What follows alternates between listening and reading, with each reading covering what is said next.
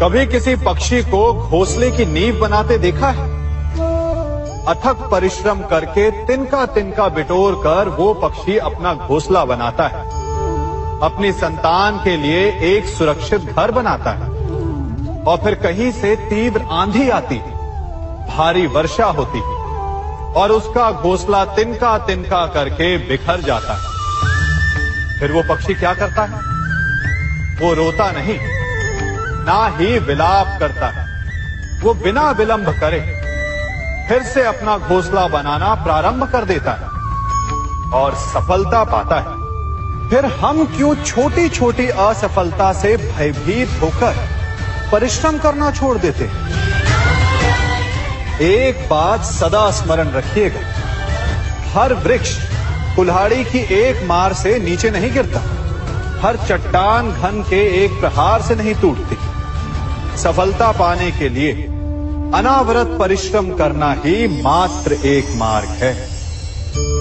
स्वीकारण, सत्य का स्वीकारण मनुष्य के लिए बहुत ही महत्वपूर्ण है। जब तक मनुष्य सत्य को स्वीकार नहीं करता, उसे असत्य से लड़ने की शक्ति प्राप्त नहीं होती। जब आप भोजन करते हैं तो क्या होता है? आपका पेट स्वीकारता है कि वो भर चुका है और आप भोजन करना बंद कर देते हैं। जब आपको निद्रा आती है तो क्या होता है? आपका मन स्वीकारता है कि आपका शरीर थक चुका है और उसे विश्राम की आवश्यकता है। उसी प्रकार जब आपको किसी व्यसन को रोकना हो तो आपको स्वीकारना पड़ता है कि बहुत हो चुका, चाहे वो लालच हो या मदिरापान। उस व्यसन का त्यागना तभी प्रारंभ होता है जब आप ये स्वीकार कर लेते हैं कि आप उस व्यसन के बंधक हैं। हम में से ऐसा कोई नहीं जिनकी परछाई उनसे दूर रहती। हमारी परछाई सदैव हमारे साथ रहती है। कदाचित हमारी परछाई हमारे कर्मों के फलों का संकेत है। कदाचित इसी कारण कई बार हमें अपनी परछाई से भय भी लगता है, परंतु इस भय से निवारण पाने का एक साधन अवश्य है। वो है सूर्य की ओर मुख करना या किसी प्रकाश के स्रोत की ओर मुख करना, क्योंकि तब हमें हमारी परछाई दिखाई नहीं देती।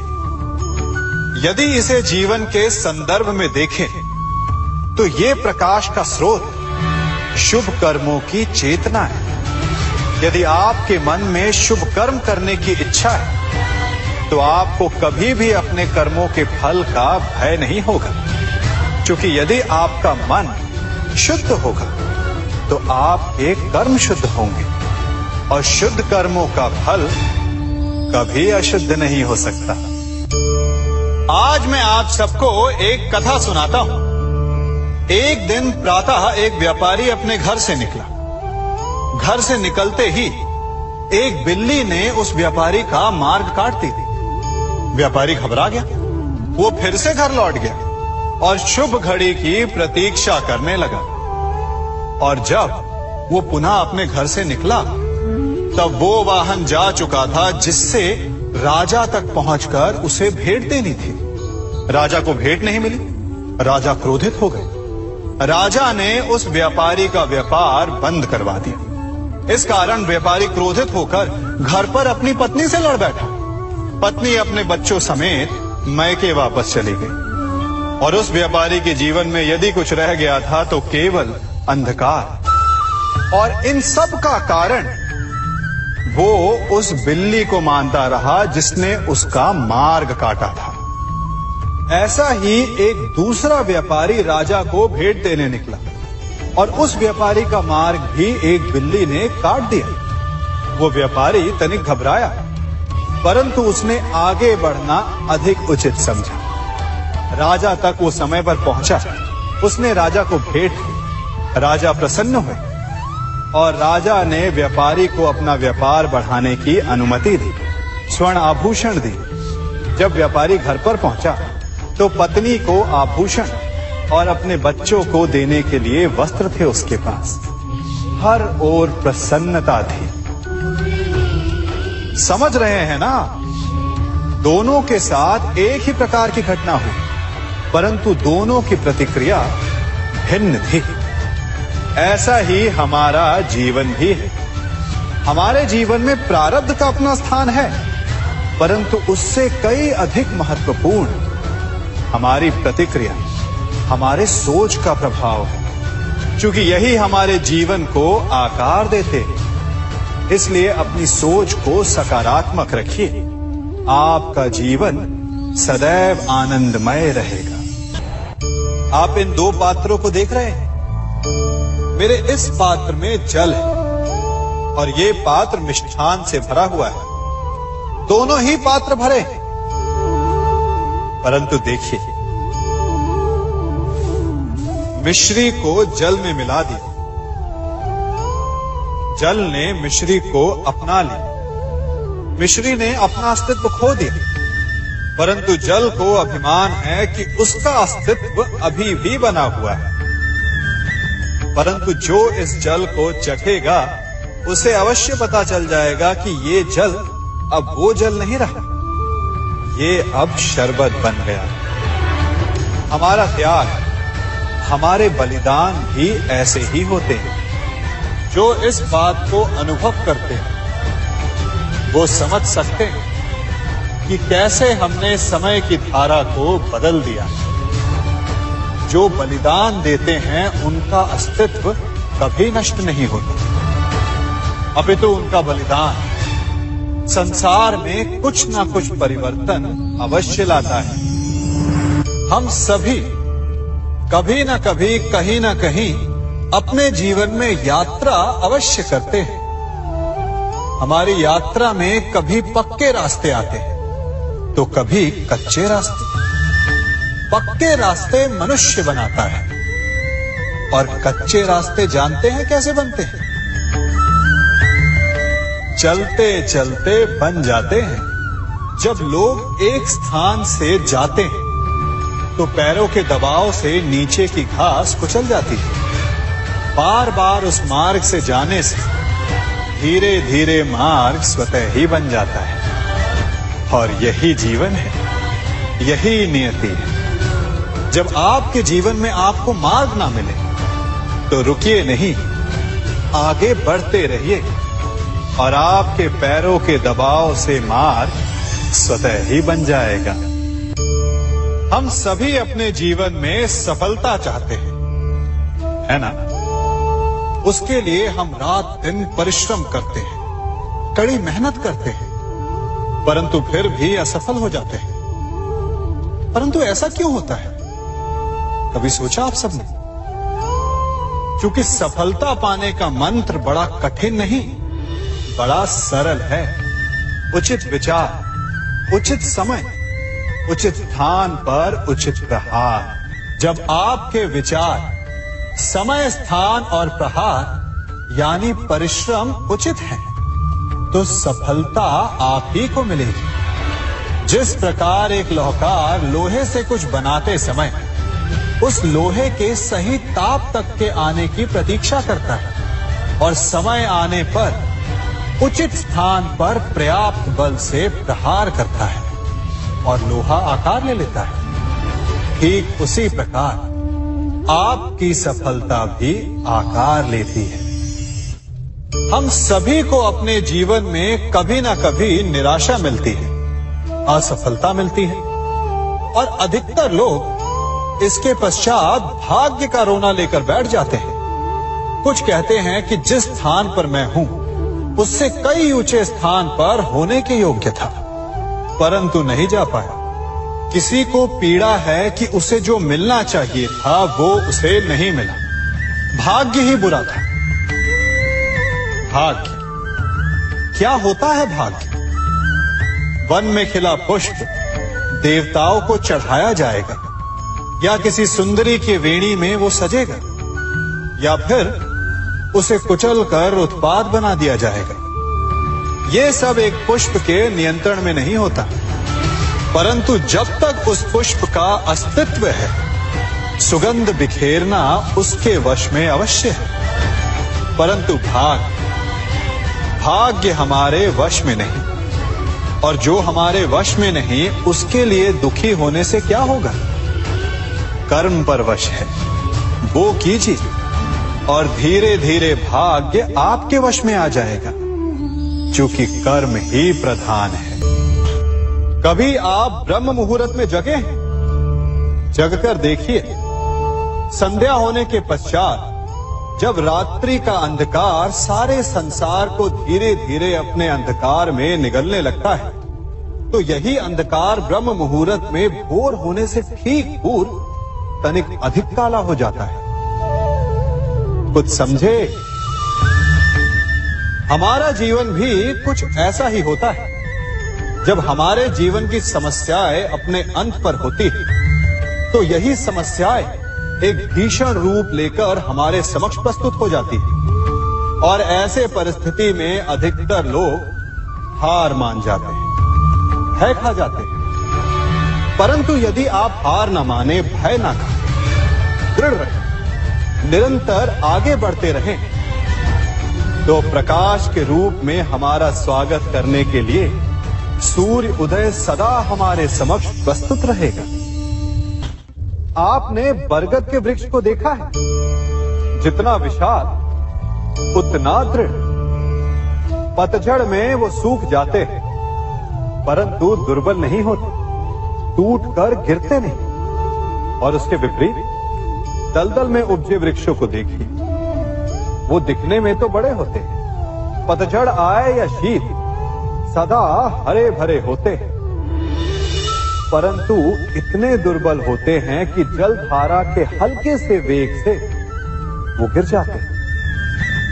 परंतु ऐसा क्यों होता है?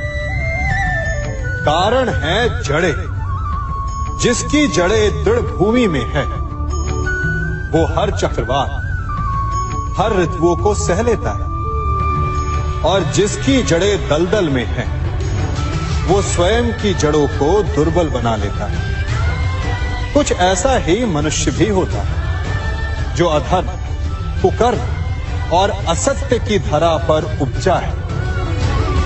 वो समय की एक मार भी नहीं सह पाता, और जो मनुष्य सत्य, धर्म की धरा पर उपजा है, वो हर समस्या से अविचलित हो जाता है। अब आप पर निर्भर करता है कि आप क्या बनना चाहते हैं। हमारे जीवन में मित्र और शत्रु बड़ा महत्व रखते हैं। यदि गंभीरता से सोचा जाए तो ऐसा कोई क्षण नहीं जब हम अपने मित्रों के बारे में ना सोचते हो या फिर अपने शत्रुओं के बारे में। हमारा हर कार्य या तो हमारे मित्रों के हित के लिए होता है या फिर हमारे शत्रुओं के अहित के लिए। हम हर स्थान या तो अपने मित्रों के साथ होते हैं या फिर अपने शत्रुओं के साथ। कोई नहीं चाहता कि उनका शत्रु प्रसन्न रहे। हर कोई अपने शत्रु को नष्ट कर देना चाहता है, और ऐसा करने के लिए वो हर संभव प्रयास करता है। उसे आर्थिक, मानसिक और शारीरिक हानि पहुंचाने का प्रयास करता है। परंतु यदि मैं आज आपको ऐसा मंत्र सिखाऊं जिससे आप अपने शत्रु को सदा के लिए नष्ट कर दे तो, और वो मंत्र है मित्र बनाना। अपने सभी शत्रुओं को अपना मित्र बना लीजिए और आपके सारे शत्रु स्वतः ही समाप्त हो जाएंगे। मैं क्या कर रहा हूं? मैं दिए प्रज्वलित कर रहा हूं ताकि अंधकार को मिटा सकूं। अब आप कहेंगे कि इसमें कौन सी बड़ी बात है ना? परंतु इसमें महत्वपूर्ण बात समझने के लिए यह है कि मैं क्या नहीं कर रहा हूं, और मैं अंधकार नहीं कर रहा हूं। क्योंकि अंधकार को मिटाने के लिए प्रकाश का अस्त्र तो उठाना ही पड़ता है। बुराई को बुराई से नहीं, अच्छाई से जीता जाता है। अन्याय को अन्याय से नहीं, न्याय से लड़ा जाता है। क्रोध को क्रोध से नहीं, क्षमा का साथ लेना होता है। ठीक उसी प्रकार एक लोहा लोहे को काटता है, परंतु एक ठंडा लोहा ही गर्म लोहे को काट सकता है। इसलिए यदि आपको अपने जीवन में विजयी होना है तो अपने शस्त्रों को, अपने अस्त्रों को सोच समझ कर उठाइए, क्योंकि एक अनुचित सोच परिणाम पर भारी प्रभाव डाल सकती है। आप सब सोच रहे होंगे कि ये क्या मैं करने लगा। मैं इस पौधे को जड़ से उखाड़ रहा हूं। आश्चर्य हो रहा है ना कि एक पौधे को उखाड़ना या काटना ना केवल एक अपराध है अपितु पाप भी है। तो फिर मुझे ऐसा करने की क्या आवश्यकता पड़ गई? क्योंकि कई बार विनाश ही सृजन तक पहुंचाता है। यदि नया भवन बनाना हो तो पुराने भवन को गिराना पड़ता है। व्यवस्था को परिवर्तित करने के लिए क्रांति लानी पड़ती है। और उसी प्रकार यदि किसी वृक्ष या किसी पौधे की जड़ों में घुन लग जाए या उसका मूल सड़ जाए तो उसे जड़ से उखाड़ देना ही श्रेयस्कर होता है, ताकि उस स्थल पर नए पौधे उपज सके। युद्ध करना पर्याय नहीं, परंतु कभी कभी शांति के लिए युद्ध करना आवश्यक हो जाता है। संसार में सबसे श्रेष्ठ क्या है? फूल या कांटे, प्रेम या घृणा, संपन्नता या दरिद्रता, मित्र या शत्रु? बताइए। अब आप भी कहेंगे कि भला ये कोई पूछने की बात हुई? अवश्य, फूल, प्रेम, संपन्नता और मित्र ही श्रेष्ठ है। परंतु क्या आपने अपने जीवन में कभी सोचा है कि हर एक भाव, हर एक वस्तु, हर एक घटना का एक गुण धर्म होता है?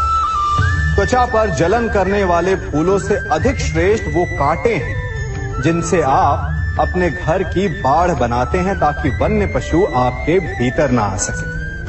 वो प्रेम श्रेष्ठ नहीं जो आपको अंधा, लोभी, पक्षपाती बनाता। वो घृणा श्रेष्ठ है जो आपको नया मार्ग दिखाता। वो संपन्नता श्रेष्ठ नहीं जो आपको कृपण बनाता, मद्दांध बनाता। वो दरिद्रता श्रेष्ठ है जो आपको जीवन में परिश्रम करने की शिक्षा दे।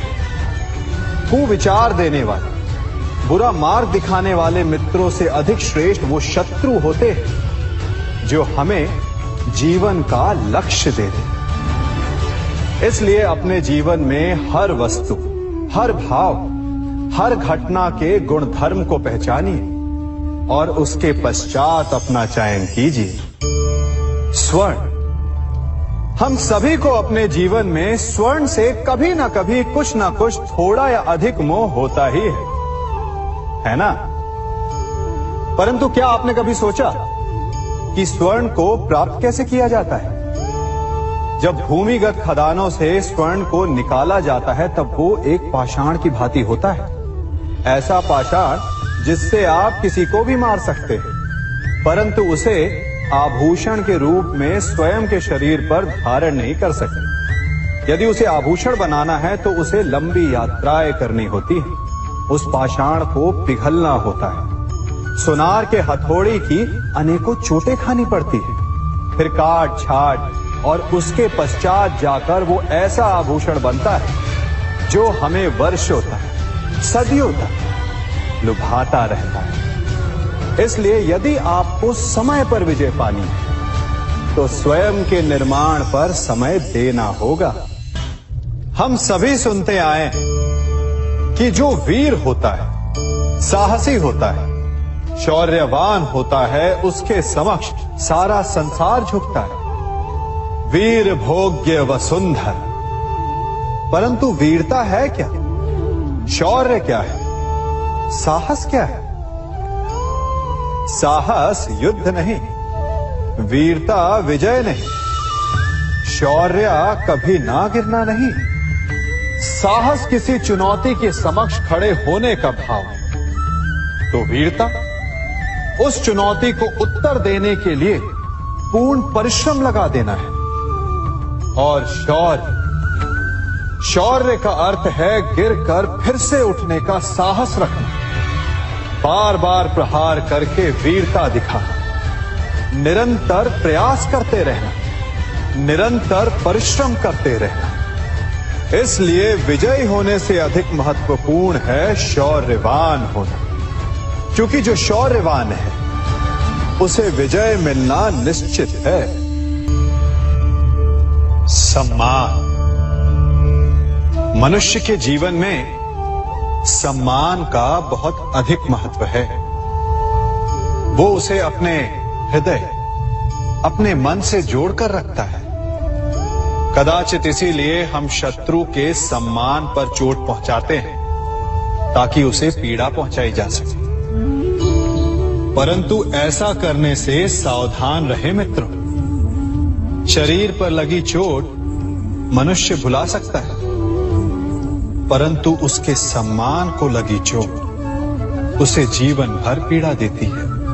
और स्त्री के मान सम्मान पर लगी चोट उसे उस सीमा तक ले जाती है जहां उसे केवल प्रतिशोध दिखाई देता है।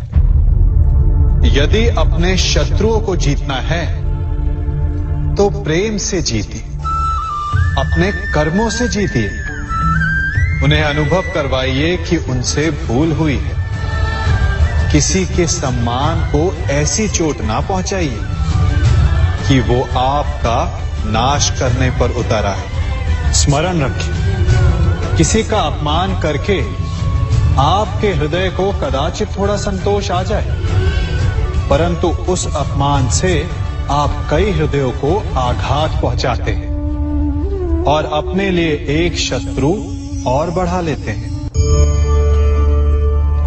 हम सब शीघ्र ही सफलता चाहते हैं, ढेर सारी संपत्ति और सुख चाहते हैं, और ऐसे में कई बार हम छोटे मार्गों का चयन कर लेते हैं। वो मार्ग जिनमें परिश्रम नहीं होता, जिनमें होता है तो केवल छल, कुटिलता और भाग्य का सहारा। जैसे कि जुआ। कोई जुए के खेल में धन लगाता है, कोई दांव लगाता है और ये भूल जाता है कि जुआ ऐसा दलदल है कि जिसमें एक बार गिरे तो सर्वनाश से पहले निकलना असंभव है। यदि आप जीते तो और जीतने की भूख बढ़ जाएगी, और यदि आप कुछ हार बैठे तो उसे पुनः पाने के लिए आप फिर से खेलेंगे। मनुष्य को यह आभास ही नहीं होता कि अपनी संपत्ति के साथ साथ वो अपनी मानवता, अपने संस्कार, अपना धर्म और अपना उत्तरदायित्व तक सभी जुए की भेंट चढ़ा देता है। इसलिए कुछ पाना है तो परिश्रम से पाओ। यदि कुछ जुए में जीता तो वो उतना शीघ्र ही खो दोगे, चूंकि उसे परिश्रम से पाया नहीं गया है, और उसकी रक्षा करने के लिए आपके मन में स्वाभाविक प्रयास भी नहीं होंगे। क्षमा बढ़न को चाहिए, छुट्टन को उत्पाद। क्षमा इस संसार में शांति का, सुख का मूल आधार है। क्षमा आपके मन से प्रतिशोध और शत्रुता जैसे भावों को समाप्त करती है। परंतु क्या हर स्थान पर क्षमा आवश्यक है? क्या प्रत्येक का अपराध क्षमा करने के योग्य होता है? नहीं। कभी कभी उसे क्षमा करके हम उस व्यक्ति को और बड़ा अपराध करने की प्रेरणा देते हैं, और ऐसा ही अपराध है स्त्री का मान भंग करना, जिसमें क्षमा की कोई अवस्था नहीं। यदि सिंह भूल से गाय के बछड़े का अखेट कर ले तो उसे क्षमा किया जा सकता है, परंतु यदि वो नरभक्षी हो जाए तो उसके केवल दो स्थल होते हैं, या तो पिंजरा या फिर मृत्यु की गोद। कुछ परिस्थितियों में क्षमा के स्थान पर दंड देना आवश्यक होता है, क्योंकि ये दंड का भय ही है जो लोगों को वो अपराध करने से रोकता है। संसार में सबसे बड़ा क्या है?